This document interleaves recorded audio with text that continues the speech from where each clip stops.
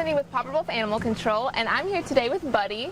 Buddy is a 1.5-year-old male hound mix, and he is a really good boy. He has a wonderful personality. He is super fun and bubbly. He loves everyone he meets.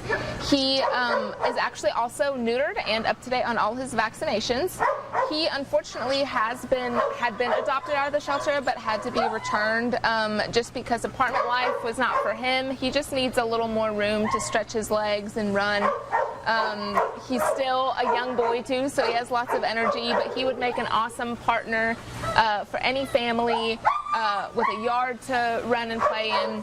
And we know that he's going to find the perfect home. So if you want more information about Buddy, you can give us a call or come by the shelter and meet him in person.